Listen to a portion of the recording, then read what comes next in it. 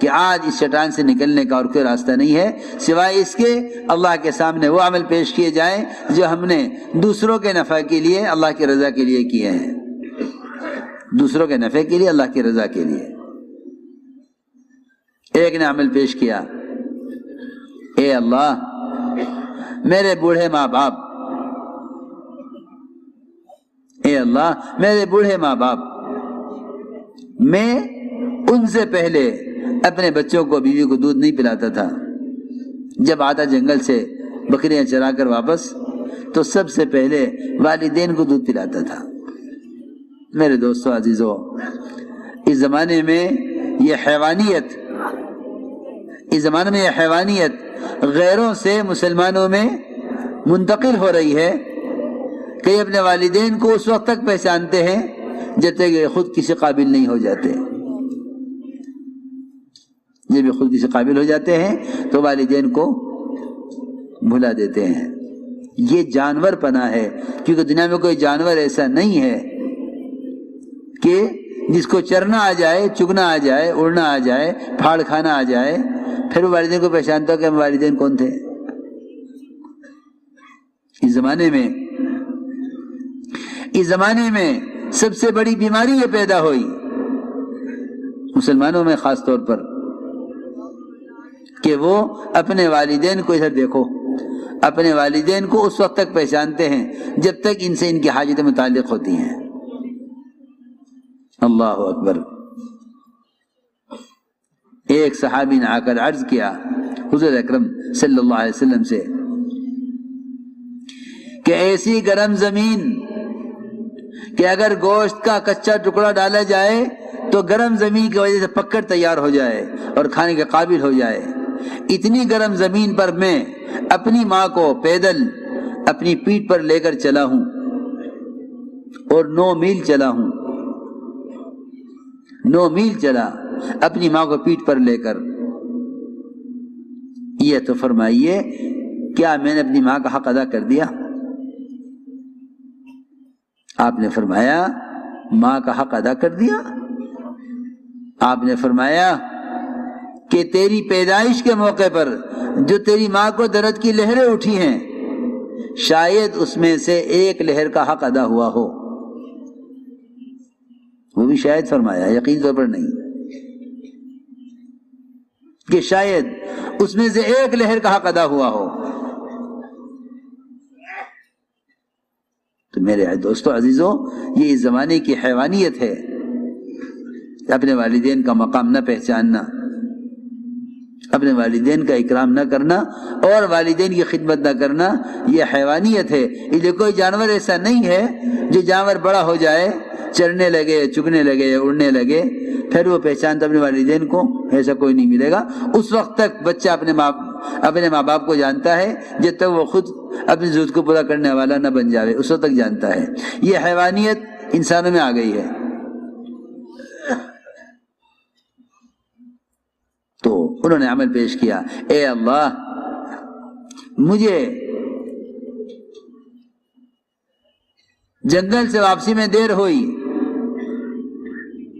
والدین سو چکے تھے، میں تمام رات دودھ کا پیالہ لے کر ان کے سامنے کھڑا رہا، میرے بچے بھوک سے بلکتے رہے، میں نے کہا کہ نہیں، والدین سے پہلے بچوں کو دودھ نہیں پلاؤں گا۔ جب وہ سو کر اٹھے ان کو دودھ پیش کیا، اے اللہ اگر میں نے یہ عمل تیری رضا کے لیے کیا ہے تو یہ چٹان ہٹا دے۔ یہ تو میرے دوستو عزیزو معاملات کی لائن کا ایک عمل ہے۔ مولانا ایسا فرماتے تھے کہ حضور اکرم صلی اللہ علیہ وسلم کے تکوینی لائن کے اشارے سے چاند کے 2 ٹکڑے ہو سکتے ہیں، تو جو احکام شریعت آپ لے کر آئے ہیں ان احکام شریعت کی قوت کیا ہوگی؟ آپ کے تکوینی لائن کے اشارے کے عمل کی اتنی قوت ہے کہ چاند کے 2 ٹکڑے ہو گئے، تو آپ جو شریعت لے کر آئے ہیں اس شریعت کے احکام کی قوت کیا ہوگی؟ چنانچہ چٹان سر کی لیکن نکلنے کا راستہ نہ ہوا۔ دوسرے نے عمل پیش کیا، اے اللہ میری چچا کی لڑکی جس سے مجھے انتہائی محبت تھی، اور وہ مجھ سے، میں اس سے خلوت چاہتا تھا مگر وہ مجھے خلوت کا موقع نہیں دیتی تھی۔ اے اللہ، اس پر تنگی آئی، قحط سالی آئی، محتاج ہو کے میرے پاس آئی، میں نے خیال کیا کہ اس کو مال دے کر اس کے ساتھ برا کام کروں۔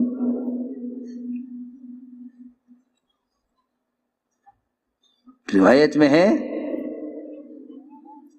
کہ محتاج ہو کے میرے پاس آئی، میں نے کہا میں تجھے سونے کی اشرفیاں دوں گا مگر میری شرط پوری کر دے۔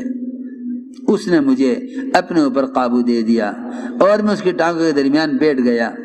اے اللہ، اس وقت بیٹھ کر مجھے تیرا خیال آیا،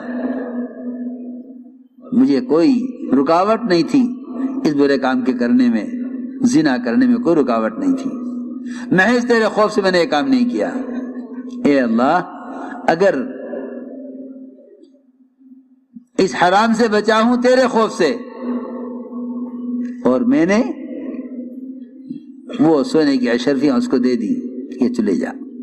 اس نے کہا لڑکی نے، جب تمہاری شرط پوری نہیں ہوئی تو مال کیوں دے رہے ہو؟ کہ نہیں، تو یہ لے جا، میں یہ کام نہیں کروں گا۔ اے اللہ، اگر میں نے یہ اس پر احسان تیرے رضا کے لیے کیا ہے تو ہمیں نکال دے۔ چٹان ہلی لیکن راستہ نہیں بنا نکلنے کا، ایک کے لیے بھی نہیں بنا، کیونکہ یہ بات نہیں ہے کہ اپنا اپنا عمل کرو نجات پا جاؤ، امت مجموعہ ہے، امت مجموعہ ہے۔ تیسرے نے عمل پیش کیا، اے اللہ، میرے یہاں ایک مزدور نے مزدوری کی، پھر وہ اپنی مزدوری چھوڑ کر چلا گیا، اس کے پیسے میرے پاس رہ گئے، میں نے اس سے مال تیار کیا اور اس کا مال بڑھ گیا، ایک مدت کے بعد واپس آیا،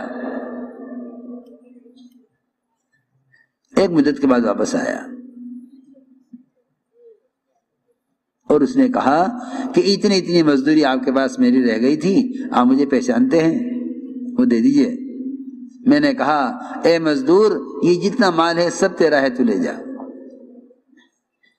اس نے کہا مذاق نہ کر، میری مزدوری مجھے دے دے۔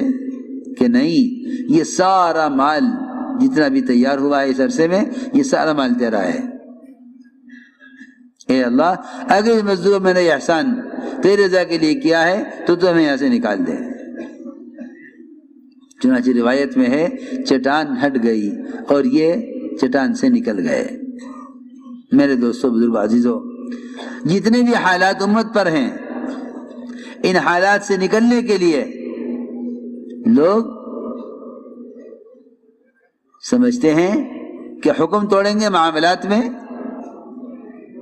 اور عبادات سے حل ہو جائیں گے۔ ایسا نہیں ہے، بلکہ جو احکام معاملات میں توڑے جائیں گے، ان پر جو حالات معاملات میں آئیں گے، تجارت میں نقصان، پیداوار میں کمی، بارشوں وقت پر نہ ہونا، یہ معاملات کے احکام کو توڑنے کے جو حالات آئیں گے، عبادات سے ٹھیک نہیں ہوں گے جب تک معاملات کی لائن کا حکم پورا نہ ہو۔ امت یہ پریشان ہے، ہم کیا کریں؟ نماز پڑھتے ہیں پھر بھی پریشان ہیں، روزہ رکھتے ہیں پھر بھی پریشان ہیں، احکام ٹوٹ رہے ہیں معاملات میں، وہ عبادات سے درست نہیں ہوں گے۔ جس لائن کا حکم ٹوٹا ہے اسی لائن کا حکم پورا کر دو۔ آپ جانتے ہیں کہ مشین میں اور یہ بجلی کے تاروں میں جس لائن کا تار ٹوٹا ہے اسی لائن کا تار جوڑا جائے۔ آپ کی گلی میں سینکڑوں قسم کے تار گزرتے ہیں، یہ ٹیلی فون کا تار ہے، یہ بجلی کا تار ہے، یہ پاور کا تار ہے، جی ہاں، جہاں سے تار کٹا ہے وہاں سے جوڑو۔ لوگ احکام توڑتے ہیں معاملات میں، انہیں دور کرنا چاہتے ہیں عبادات سے۔ ایسا نہیں ہوگا، ایسا نہیں ہوگا، بلکہ میں تو یہاں تک عرض کرتا ہوں کہ اگر معاملات کی لائن کے احکام درست ہو جائیں تو عبادات، اخلاق، معاشرہ یہ تینوں لائنیں درست ہو جائیں گی اگر معاملات کے لائن کے حکام ٹھیک ہو جائیں۔ اس لیے کہ میرے دوستو عزیزو، معاملات یہ سب سے بنیادی چیز ہے، کیونکہ معاملات سے بدن کو غذا ملے گی۔ اگر غذا حرام مل رہی ہے تو پھر عبادات کھوکھلی ہوں گی، معاشرہ بگڑے گا، اخلاق گریں گے۔ وہ تو حد فرماتے تھے کہ جیسی غذا ہوگی ویسے خیالات ہوں گے، جیسی غذا ہوگی ویسے اعمال ہوں گے۔ اس لیے کہ انسان کے بدن میں دوڑنے والا خون اگر یہ پاکیزہ ہے تو اس کے بدن سے پاکیزہ اعمال ظاہر ہوں گے، اور اگر بدن میں دوڑنے والا خون یہ حرام کمائیوں سے ہے تو بدن سے کہ اعضاء حرام کے کرنے پر مجبور ہوں گے۔